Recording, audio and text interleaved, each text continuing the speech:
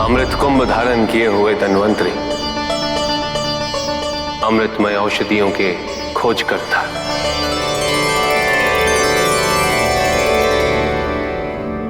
वैद्यों में सर्वश्रेष्ठ। प्रभु, संसार को निरोगी रखने में अपना पूर्ण योगदान देना ही मेरे जीवन का एकमात्र उद्देश्य है।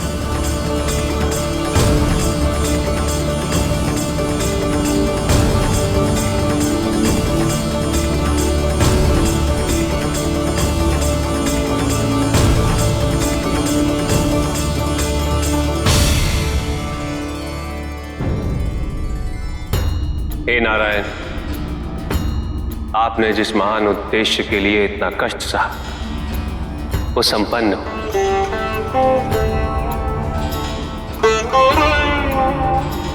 अमृत प्राप्त हो चुका है।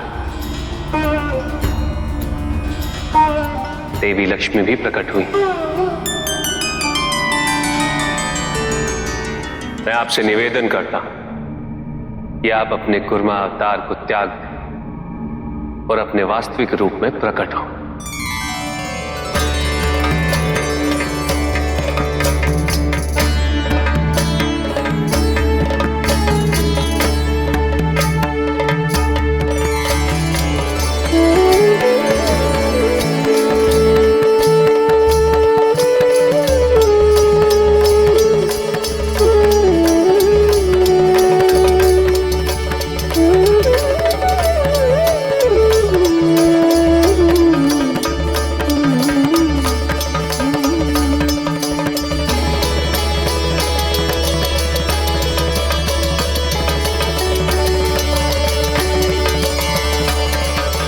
हेमंतार, नागराज, क्षीरसागर, आप तीनों के सहयोग के बिना इस महान उद्देश्य की पूर्ति असंभव है।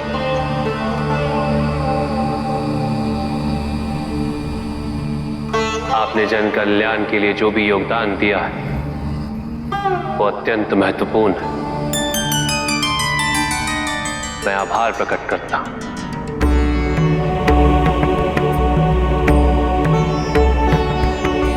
आप तीनों की भूमिका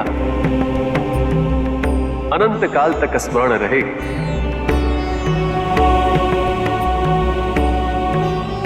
हे नारायण, यदि हमारे कारण आपको कोई कष्ट पहुंचा हो तो कृपया हमें क्षमा कीजिएगा।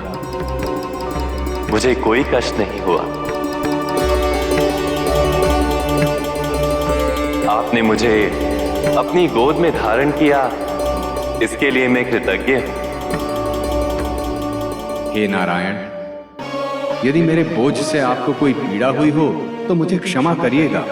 मंदार, पीड़ा तो आपको और वासुकी को सहनी पड़ी।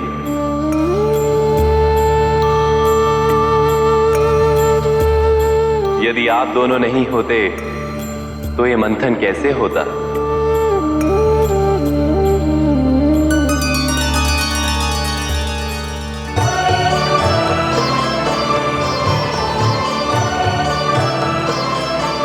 मेरे मुख से निकलने वाली ज्वाला के लिए मैं क्षमा प्रार्थी हूं,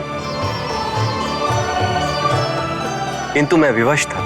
नहीं नागराज, महादेव ने जिस महान उद्देश्य के लिए हम सबको यहाँ एकत्रित किया था, उसके लिए कोई कष्ट बड़ा नहीं है।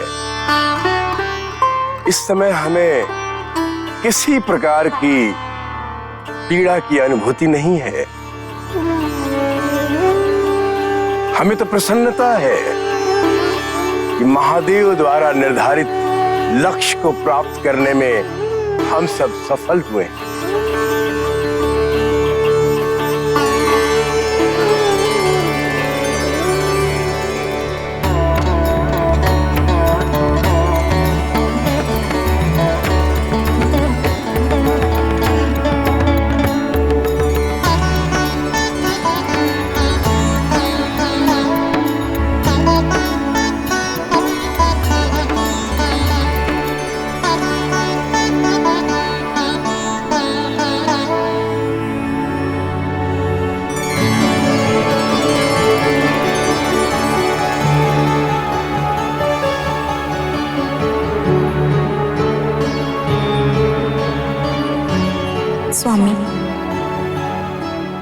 का वरण करती हूँ।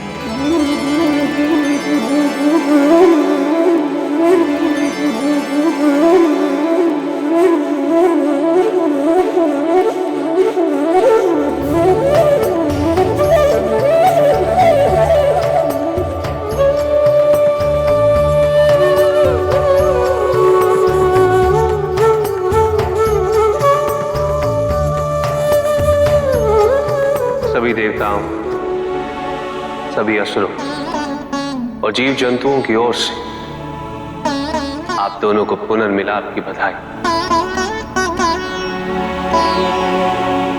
हम आप दोनों के लिए मंगल कामना करते हैं।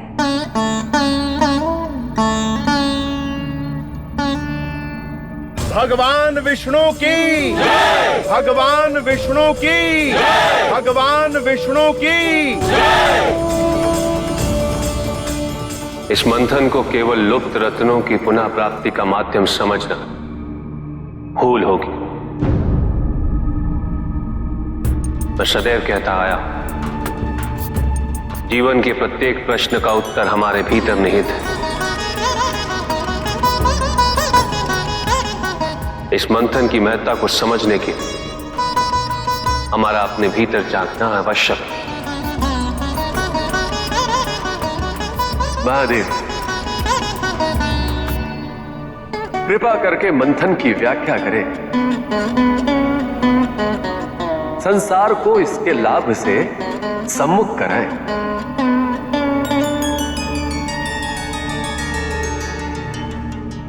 मंथन वो प्रक्रिया है जो हमें अज्ञानता के अंधकार से आत्मबोध के प्रकाश की ओर ले जाती है। आत्मबोध, जिसका प्रथम चरण है यह स्वीकार कर लेना कि हम में ईर्ष्या, लोभ, क्रोध जैसे भाव उपस्थित है। ये कटु सत्य स्वीकार कर लेना विष पीने के समान। तभी हम ये समझने में सक्षम हो कि विष की प्राप्ति के पश्चात मंथन से जो भी प्राप्त होगा वो हमारे निजी सुख हेतु नहीं, अभी तो संसार के उद्धार हेतु, इस जगत के कल्याण हेतु। और जो भी उन साधनों का उचित उपयोग करेगा उसे अमृत अवश्य प्राप्त होगा।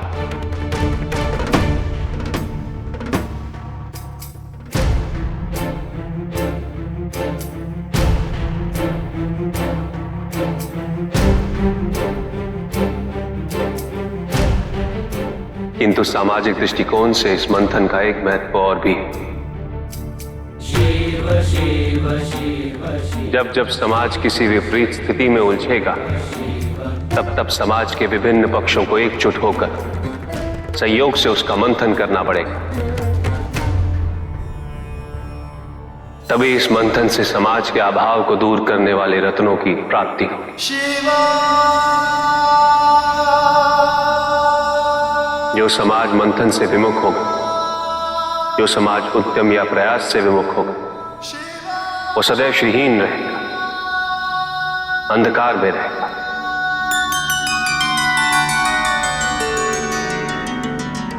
महादेव, इस मंथन में आपकी भूमिका मानव जाति के मूल ज्ञान का आधार बनेगी। आध्यात्मिक जीवन में उन्नति के इच्छुक मनुष्य जब भी आपका ये कथन स्मरण करेंगे उन्हें कठिनाइयों से जूझने का उपाय सूझ जाएगा। महादेव, देव देव महादेव शिवा, महादेव, देव आपके सभी गुणों का उल्लेख कर पाना संभव नहीं, किंतु आपकी वीरता, तत्परता, भोलापन, सहजता व अनुकंपा सभी मनुष्यों के उच्च जीवन का उदाहरण बनके उन्हें प्रेरित करती रहेंगी। हे नारायण, मेरा जो कर्तव्य था वो मैंने निभा लिया। अब यहां से इस प्रक्रिया को आप संभालें। आप इस संसार के संरक्षक हैं और आपके सिवाय यह अधिकार किसी का भी नहीं।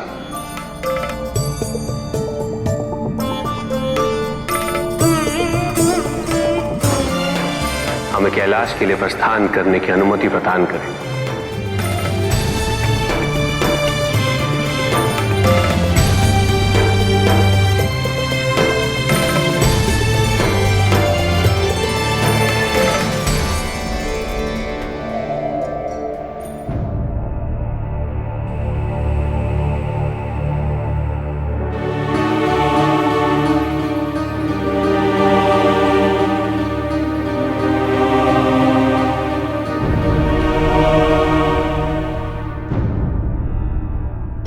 मंथन में इतनी तरंगें नहीं उठी जितनी मंथन के पश्चात असुरों और देवताओं के मध्य उठने वाली है।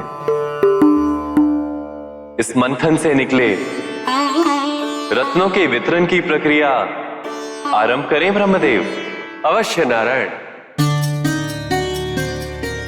नारायण आपकी इच्छा अनुसार नहीं, अपितु आवश्यकता अनुसार इन रत्नों को वितरित करेंगे।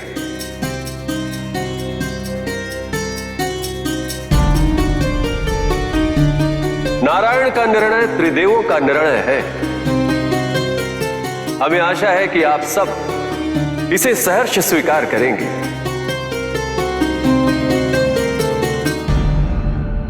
गौ पूजन ऋषियों के जीवन शैली का एक महत्वपूर्ण अंग है। ये कामधेनु उनके जीवन में पवित्रता का भरण पोषण करने में सहायक बनेगी।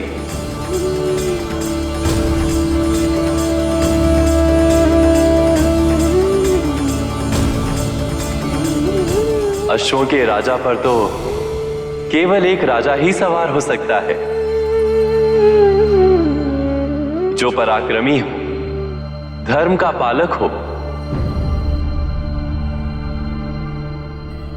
ताकि उच्च श्रवा अश्व उसकी कार्य पूर्ति में उसका सहायक बने।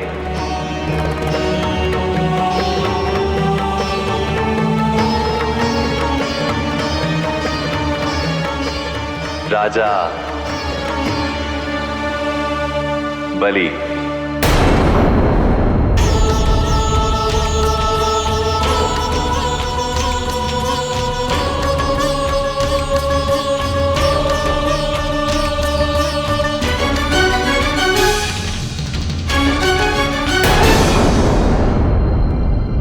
हाथियों के राजा ऐरावत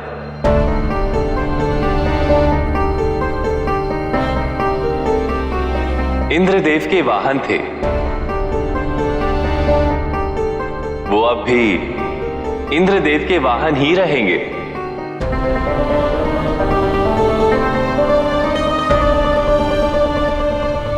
वो देवेंद्र को स्थिरता प्रदान करेंगे।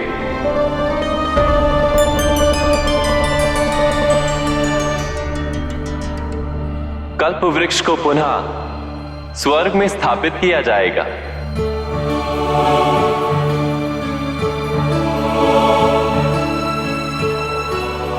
अप्सरा रंभा देवलोक में स्थान प्राप्त करेंगी। परिश्रमी असुरों के लिए वारुणी मदिरा,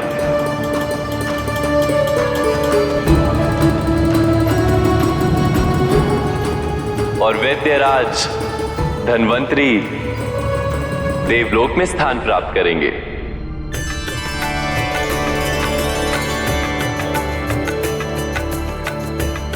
बड़ी, सारंग एवं शंख, ये तीनों ऐसे रत्न हैं जिन्हें पाकर व्यक्ति अहंकारी हो सकता है,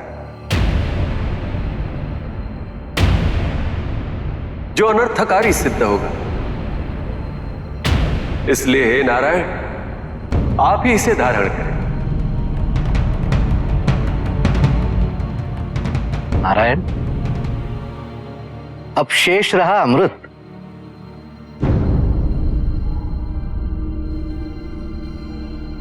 अब देखना यह है कि आप इसके योग्य किसे समझते हैं।